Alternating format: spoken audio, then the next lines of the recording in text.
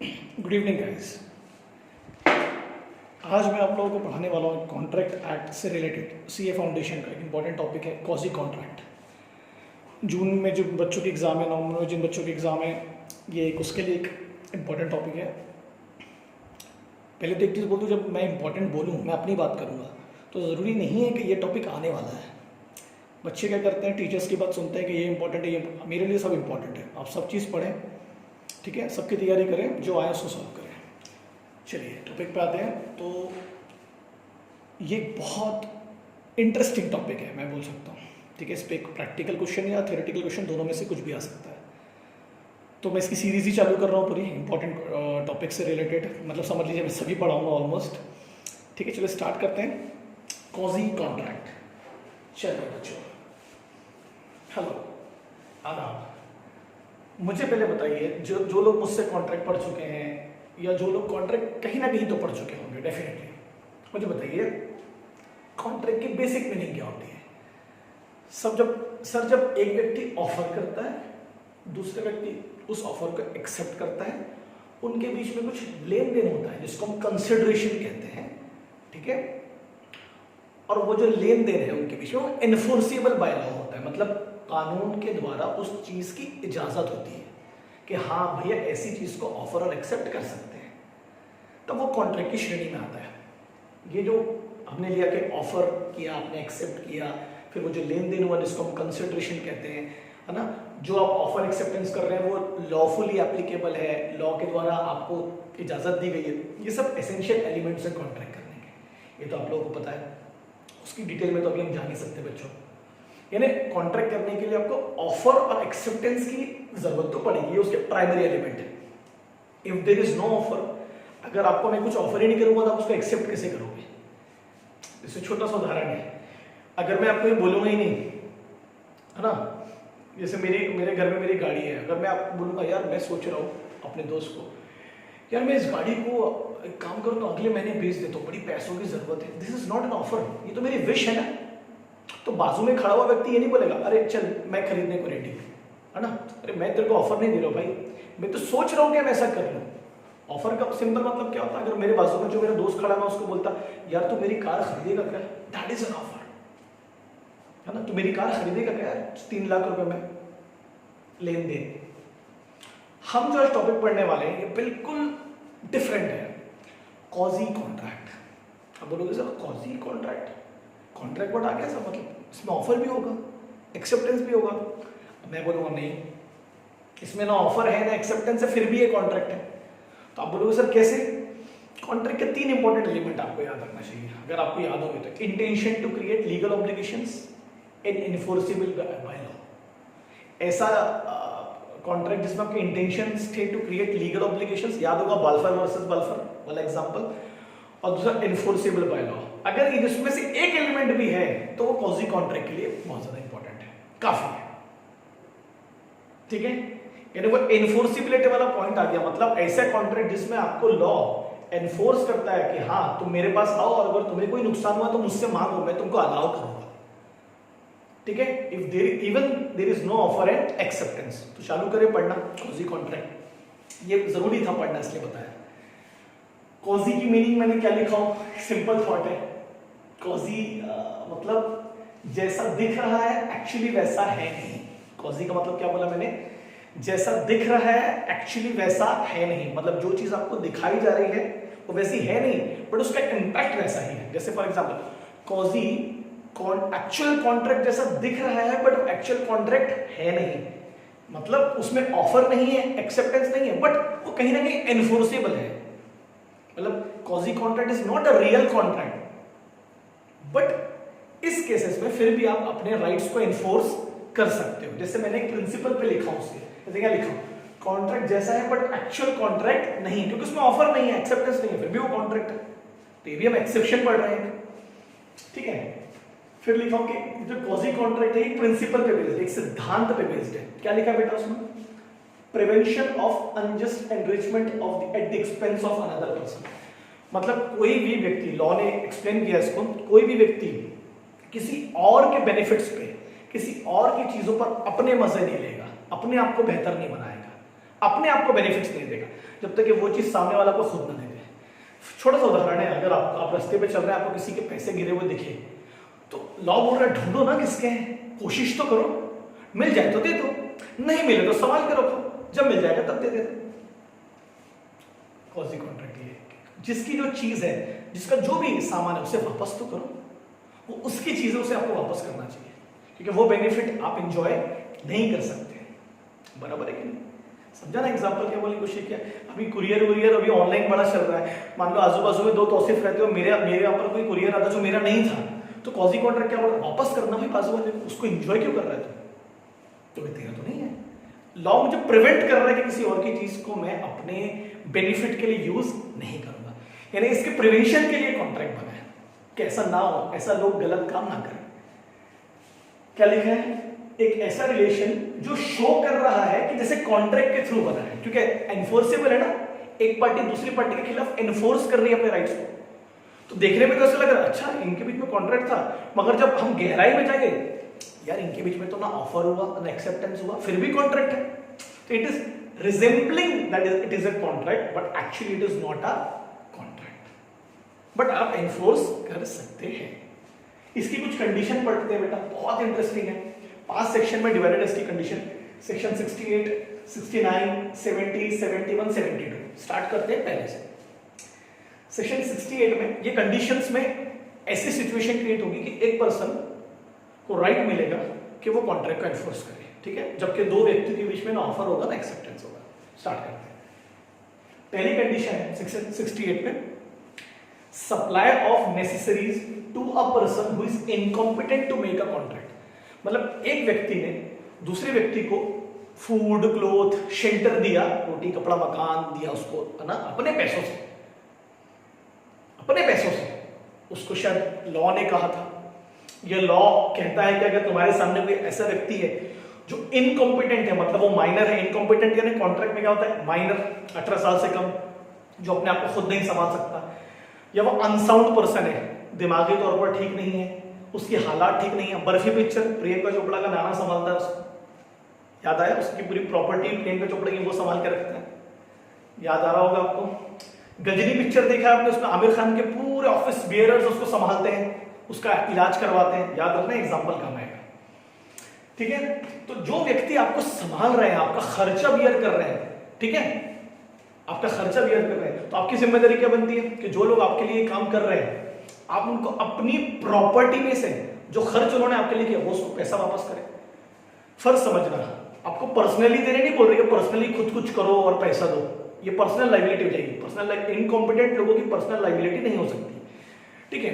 तो जो व्यक्ति भी आपको ये चीजें सप्लाई कर रहा है, रोटी दे रहा है, कपड़ा दे रहा है, आपके खर्च उठा रहा है एजुकेशन का, है ना, उस व्यक्ति की इतना तो हक बनता है ना कि जो खर्च उसने आपके लिए किया, आप उसको वो पैसा वापस करें। तो कहां से करें वो पैसा वापस? आप उसको अपनी प्रॉपर्टी से। लिखा है in such cases the person who is supplying the necessary, जो व्यक्ति ये सब दे रहा है ना, उसको इतना तो अधिकार हो कि जो मैंने खर्च किया है इस बंदे पर, वो मुझे अपनी प्रॉपर्टी उस खर्च को वापस करे।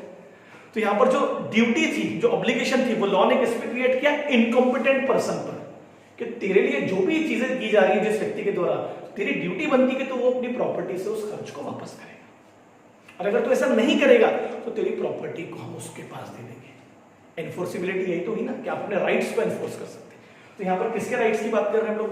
वो व्यक्ति जो अनसाउंड पर्संस को या इनकॉम्पिटेंट पर्सन को या माइनर पर्संस को उनके देखभाल के लिए कुछ नेसेसरी खर्चे कर रहा है। एग्जांपल समझ में आए दोनों? पक्का? चलो ग्रेट, है ना। आगे बढ़े। यहां पर होता है ना, बहुत सारे लोगों की मदद की जाती है जो इनकॉम्पिटेंट होते हैं। तो इनकॉम्पिटेंट लोगों से पर्सनली तो कुछ नहीं मांग रहे, मगर अगर मैं कोई ऐसा काम कर रहा हूँ जिसमें मेरा पैसा लग रहा है, मैं उम्मीद करूंगा कि वो पैसा मुझे उनकी प्रॉपर्टी से तो मिले। तो यहाँ पर जो लॉ है उसने किस पे ड्यूटी एनफोर्स किया? उन इनकॉम्पिटेंट पर्सन पर। क्लियर हुआ? समझा? पक्का, है ना। मान लो वो प्रियंका चोपड़ा को कोई अनजान आदमी संभालता है, उसके बड़े हुए तक वो ठीक हो जाती, तो वो बोलता कि दीदी मैंने बड़ा खर्चा किया आपको संभालने पर, तो मुझे ये चीज़ें मिलेंगी क्या? तो नहीं मैं नहीं दूंगी तेरे को। तो वो जा सकता है कोर्ट के पास और बोलेगा कि इनकी प्रॉपर्टी से मुझे कुछ खर्चा तो मिल जाए। तो कोई ऑफर एक्सेप्टेंस हुआ प्रियंका चोपड़ा उनके बीच में, फिर भी वो कॉन्ट्रैक्ट है। लॉजिक समझो, है ना। दूसरी condition, payment by a person having some interest in doing that, मतलब एक व्यक्ति किसी के लिए किसी और को पैसे पे कर रहा है, तो कोई प्यार मोहब्बत में नहीं कर रहा है, उसका कोई इंटरेस्ट है, फाइनेंशियल इंटरेस्ट है। लॉजिक समझाता हूं। मैं बाजू वाले अंकल की जमीन खरीदना चाहता हूं, बट वो जमीन ऑलरेडी गवर्नमेंट के पास गिरवी है, ठीक है, मॉर्गेज है गवर्नमेंट के पास में। तो मैंने उसको बोला कितने पैसे देने गवर्नमेंट को, बोले 1 लाख रुपए, और जमीन कितने की, 10 लाख रुपए की फॉर एग्जाम्पल। मैंने ठीक है चल मैं वो 1 लाख रुपए गवर्नमेंट को दे देता हूँ, बट तेरी जिम्मेदारी बनती है कि तू वो, अब जमीन मुझे 10 लाख में मिलने वाली है, तू मुझे या तो 1 लाख रुपए वापस करेगा या वो 10 लाख में से 1 लाख रुपए माइनस कर देगा, बराबर है। तो जब मैंने उसके लिए वो पे किया, उसकी ड्यूटी क्या बनती थी, क्या ड्यूटी बनती है, कोई ऑफर एक्सेप्टेंस तो नहीं हुआ ना हमारे बीच में। मैंने वॉलंटरली अपनी मर्जी से मतलब मैं पे करूंगा, मैं पे कर रहा हूं तेरे लिए, मगर इसके बदले में तू मुझे जो चीज मैंने तेरे लिए की है तो मुझे वापस करे, या तो वापस कर या उस पैसे को वहां काट दे। क्या लिखा है, the person makes the payment. पहली बात देखो बताओ, मैंने उस जमीन के लिए 1 लाख रुपए गवर्नमेंट को दी, मैं लीगली बाउंड था क्या पे करने के लिए? नहीं, मैं तो मना भी कर सकता था, नहीं खरीदनी भाई तेरी जमीन, कौन खरीदे, तू देखते बेटा। पहली बात तो मैं लीगली बाउंड था नहीं, तेरी जमीन छुड़वाने के लिए मैंने पैसे पे किया, ठीक है। इतना हक तो बनता है ना मेरा कि जो पैसे मैंने तेरी जमीन छुड़वाने के लिए पे किया, वो पैसे या तो मुझसे मत ले या वो पैसे काट दे।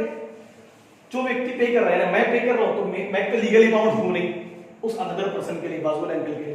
तो अनदर पर्सन की मीनिंग लिखा हूं मैंने, this person is legally bound to pay the money to the person who actually pays on behalf of. अब अंकल की जिम्मेदारी बनती है कि जो पैसे मैंने उनके बिहाफ में सरकार को पे किया, या तो वो पैसा मुझे पे करे, ठीक है, या जितनी की जमीन थी उसमें से 1 लाख रुपए काट दे। समझे?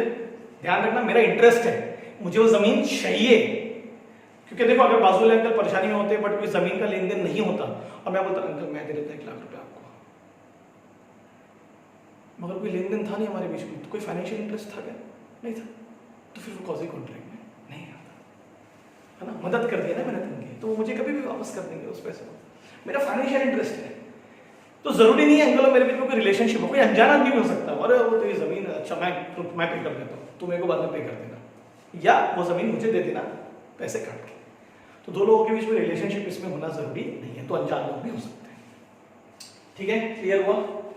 तो मैंने तो खुद से पे किया मगर मैं लीगली बाउंड था नहीं, बराबर है कि नहीं? बराबर है भाई। और मेरा उसमें कोई ना कोई फाइनेंशियल इंटरेस्ट है जो दिखा अभी आपको, फाइनेंशियल इंटरेस्ट। और तीसरा जो दूसरा व्यक्ति है वो लीगली बाउंड है कि वो मुझे पैसे वापस करे, या जो इंटरेस्ट मैंने दिया वो मुझे वापस करे। ठीक है, पक्का समझ में आया? Payment by a person having some financial interest. मैंने अगर मैं किसी की मदद कर रहा हूं तो मेरा उसमें कोई ना कोई फाइनेंशियल इंटरेस्ट है, तभी मैं कर रहा हूं, नहीं तो मैं नहीं करता। पहली बात तो मेरी ड्यूटी थी नहीं, किसी और की थी, और निभाना मुझे पड़ रहा है। तो लॉ क्या बोल रहा है उस व्यक्ति को, तेरे लिए उसने इतना किया तो वापस करना उस चीज को, नहीं तो वो एनफोर्स करेगा।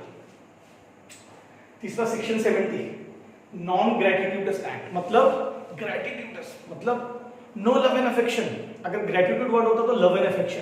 जैसे बाहर इतने लोगों को अभी हम लोग खाना खिला रहे हैं, इलाज करवा रहे हैं लोगों का, लव एंड अफेक्शन फ्री में करवा रहे हैं ना, ये लव एंड अफेक्शन है, प्यार मोहब्बत है ना, सिंपैथी है उनको सामने वालों पर, बहुत ज्यादा दया आती है। मगर ये नॉन ग्रेटिट्यूड है, अगर मैंने सामने वाले के लिए कुछ किया है, मेरे को कोई प्यार मोहब्बत नहीं है भाई, मेरे को वापस कर देना। देखो, any act which are not done free, ऐसे काम जो फ्री फोकट के लिए नहीं किए गए, मेरे को चाहिए वो वापस। So who has done this act is entitled to recover the compensation for such act. तो जो व्यक्ति ये काम कर रहा है दूसरे व्यक्ति के लिए इमरजेंसी में, तो मैंने किया हूं मगर मेरे को मेरे पैसे चाहिए, कोई लव अफेक्शन नहीं है, सिंपैथी नहीं हमारे बीच में। तो बोले 3 कंडीशन लिखी उसमें बच्चों। एक तो वो काम लॉफुली किया गया है, लॉफुल डूइंग दैट, मतलब जो दूसरे व्यक्ति के लिए मैं काम कर रहा हूं वो लॉफुल है। Not having intention to do done gradually, मैं जब वो काम कर रहा हूं तो मेरे दिमाग में कोई लव और अफेक्शन नहीं है। अगर मैं किसी के लिए कुछ पे कर रहा हूं है ना, तो भैया मेरे को वो पैसे वापस चाहिए। Okay, and other person accept और एंजॉय बेनिफिट्स, और दूसरे व्यक्ति ने उसके मजे ले लिया या बेनिफिट्स मिल गए। जैसे रास्ते में किसी का एक्सीडेंट हुआ, अब बहुत खर्चा लग रहा है उसके इलाज के लिए, तो मैं हॉस्पिटल लेके बोले कितना लग रहा है, 5 लाख रुपए में ले लीजिए। इलाज हो गया, ठीक हो गया, उसने तो बेनिफिट्स ले लिया ना, ठीक है, मैंने लॉफुली दिया उसको, चल ठीक है मैं दे रहा हूं पैसे, ठीक है। दूसरी बात, मैंने वो 5 लाख रुपए फोकट के लिए नहीं दिए थे, मेरे कोई इंटेंशन नहीं था प्यार मोहब्बत का, मुझे वापस कर दो। तो there is there any offer acceptance? No. But law बोलेगा ना, जिसका इलाज हुआ है, भैया तेरा खर्चा उठा वापस कर, तेरा खर्चा उठाया वापस कर। वो जो एक्ट था वो कोई उसने प्यार मोहब्बत में नहीं किया है, नॉन ग्रेटिट्यूड है, उसको वो पैसे वापस चाहिए। तो अगर वो नहीं देगा तो 5 लाख रुपए के लिए मैं एनफोर्स कर सकता।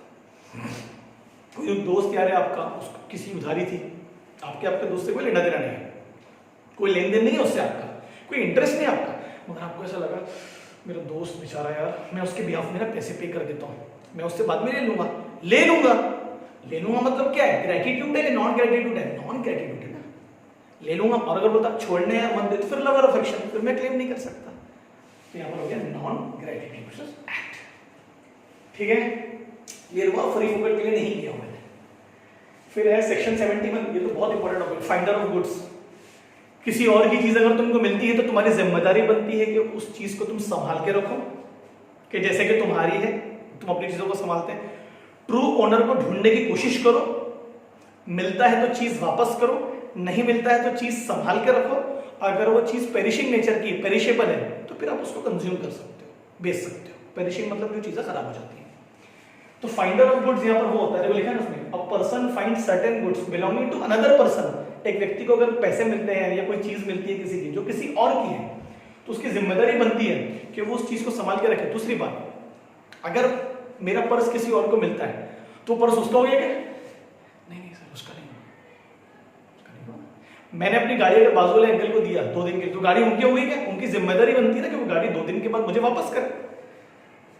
समझो, अगर मेरी गाड़ी में ट्रांसपोर्टेशन पे चला रहा हूं और मेरी गाड़ी कोई किराए पे लेके गया 2 दिन के लिए, तो गाड़ी उनकी हो गई क्या? नहीं, 2 दिन का काम हुआ, पैसे लो और गाड़ी वापस करो। तो जब हम अपनी चीजों का किसी और व्यक्ति के पास में सिर्फ और सिर्फ पोजीशन जाता है, पोजीशन, ओनरशिप नहीं ना, फिजिकली चीज ट्रांसफर हुई है, तो उस केस में मैं कहलाता हूं बेलर, क्योंकि मेरी चीज गई है। और जिस व्यक्ति के पास वो सामान गया वो क्या? बेली। बेलर मतलब जिसका वो सामान है, और बेली मतलब जो उस चीज के मजे लेता है या जिसको वो चीज मिली है। ठीक है, इसको बोलते हैं बेलमेंट। अंकल वाले एग्जांपल में क्या हुआ, अंकल से तो पैसे नहीं लूंगा बाजू वाले, तो वो हो गया ग्रेटिट्यूशनल बेलमेंट, मतलब प्यार मोहब्बत। और जो किराए पे मेरी गाड़ी चली थी वही नॉन ग्रेटिट्यूड बेलमेंट। बेलमेंट का मतलब समझा आपको, किसी भी दूसरे व्यक्ति को किसी भी स्पेसिफिक पर्पस के लिए कुछ समय के लिए अपने गुड्स देना। तो मैंने गुड्स का पोजीशन दिया कि उसकी प्रॉपर्टी दिया, यानी ओनरशिप सिर्फ पोजीशन। तो यहाँ पर भी अगर किसी और को मेरे गुड्स मिलते हैं तो उसको प्रॉपर्टी गई कि पोजीशन गया, सिर्फ पोजीशन गया, ओनरशिप नहीं गई। तो वापस करना भाई, मेरे को ढूंढने की कोशिश कर, ये ड्यूटी है फाइंडर की कि वो ओरिजिनल ओनर को ढूंढे, गुड्स को संभाल के रखे। और ऐसे संभाल के रखे जैसे एक ऑर्डिनरी, एक समझदार आदमी संभाल के रखता है। जैसे अपने गुड्स को प्रूडेंस वर्ड लिखा हुआ है वहां पर, जो समझदार होता है, जिसको समझता है चीजों को कैसे संभालना है। ये 3 कंडीशन आपको बोलना है फाइंडर ऑफ गुड्स की। एग्री? लास्ट है सेक्शन 72, पेमेंट ऑफ मनी और delivery of goods by mistake और अंडर कोर्शन। मिस्टेक वाला एग्जांपल तो आपको समझाया मैंने अभी। मेरे गुड्स अगर बाजू वाले के यहाँ चले गए तो उनकी जिम्मेदारी बनती है, सेम नाम है ना, कि वो मुझे वापस कर दे। वो बेनिफिट नहीं एंजॉय कर सकते है ना, अब वो प्रिवेंट, लॉन्ग को प्रिवेंट कर रहा है, तो मजे नहीं लोगे, चलो वापस करो। वैसे यहाँ पर एक एग्जांपल दिया और वर्ड आ गया कोर्शन। कोर्शन वर्ड आपने पढ़ा है अपने कॉन्ट्रैक्ट में शुरू में, सेक्शन 14 क्या बोलता है, सेक्शन 15 से रिलेटेड है। क्या बोलता है भैया कोर्शन? सो कोर्शन बोलता है कि अगर कोई व्यक्ति दूसरे व्यक्ति के साथ में उसको थ्रेट कर रहा है, उसको थ्रेट कर रहा है कि मैं तेरे को मार दूंगा, तेरी प्रॉपर्टी खराब कर दूंगा, उसको डरा रहा है कि तेरे को मेरे लिए करना ही पड़ेगा, अगर तूने मेरे को अपनी कार नहीं बेचा, गाड़ी नहीं बेचा, घर नहीं बेचा, तो तेरे को मार दूंगा। मतलब धमकियां दे रहा है, कर नहीं रहा है, धमकियां दे रहा है। यानी सामने वाला अगर आपको अपनी कार देगा, गाड़ी देगा, तो डर में दे रहा है ना, मर्जी से नहीं दे रहा है। तो लॉ क्या बोल रहा है? चल के वापस कर, वापस कर। और मिस्टेक तो आपको समझ गया, गलती से। तो क्या एग्जांपल दिया मैंने यहां पर, जैसे ना ए और बी करके 2 व्यक्ति हैं, उन्होंने सी से 10,000 रुपए का लोन लिया, सी हो गया क्रेडिटर। अब क्या हुआ, कुछ दिन बाद ए ने 10,000 रुपए सी को वापस कर दिया, बी को ये बात नहीं पता थी, दे दिया होगा जान पहचान वाले लोगों के। सी की जिम्मेदारी क्या बनती है? अब हो गया खत्म, पैसे मिल गए ना तेरे को, शायद कुछ दिन बाद बी ने भी 10,000 रुपए दिए सी को, शायद बी को नहीं पता था बाय मिस्टेक कि ए दे चुका है। अब सी की जिम्मेदारी क्या बनती है? भैया प्रिवेंट कर रहा है लॉ उसको, भैया अनजस्ट है तो गलत है, तुमको ऑलरेडी पैसे मिल चुके हैं, तो लॉ बोल रहा है तुमको जब ऑलरेडी पैसे मिल चुके हैं तो ये जो अदर के 10,000 रुपए हैं तुम बी को क्या करो, वापस करो। तुम ऐसा नहीं कर सकते।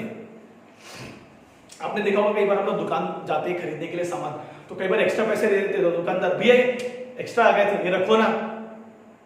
आप पेट्रोल वाले को देखना, आप कभी भी आप 80 रुपए का पेट्रोल डाल दो, वही बार होता है हम लोग के साथ में, 100 रुपए देकर हम निकलने लगते हैं, क्योंकि हमारा ध्यान कहीं और रहता है ना, हम लोग बिजी लोग हैं आजकल मोबाइल में। तो बोलता भैया आपके 20 रुपए, तो वो यही तो किया उसने, एकदम से लॉ ने उस पर ड्यूटी इंपोज किया है, 20 रुपए एक्स्ट्रा मत रख, चल वापस कर। नहीं करता तो मैं उसका इन्फोर्स कर सकता। समझा? सेक्शन 68, 69, 70, 71, 72 एक्चुअल कॉन्ट्रैक्ट नहीं है, मगर क्योंकि एनफोर्सेबिलिटी है, कौन व्यक्ति एनफोर्स कर रहा है? जिसके चीजों पर या जिसके पैसों पर सामने वाला मजे कर रहा है या बेनिफिट ले रहा है, तो वो व्यक्ति क्या बोल रहा है कि मैं एनफोर्स करूंगा अगर मुझे वो मॉनेटरी बेनिफिट्स जो मैंने दिया या कंपेंसेशन या कोई भी चीज जो दूसरे वाले ने मेरी रखी है, जब तक वो मुझे वापस नहीं मिल जाती। पांचों कंडीशन समझिए, आपको इस पे क्वेश्चन आ सकता है। अब मैंने बिल्कुल यही लाइन में जब लिखेंगे ना, जो मैंने इसमें लिखा हूं, आपको पूरे मार्क्स मिलेंगे। एग्जैक्टली कोई नोट्स बनाने की भी जरूरत नहीं पड़ेगी, आपको ये नोट से समझना होगा। ठीक है, इसका स्क्रीनशॉट ले लेना बच्चों, समझा? अब ये सीरीज चलती रहेगी कॉन्ट्रैक्ट से रिलेटेड। सीए इंटरमीडिएट के भी लेक्चर्स डालना चालू करूंगा कल से, जून वालों के लिए भी और नवंबर वालों के लिए। ठीक है बच्चों, चलो बाय। बताइएगा कमेंट सेक्शन में आपको कैसा लगा, समझा कि नहीं समझा।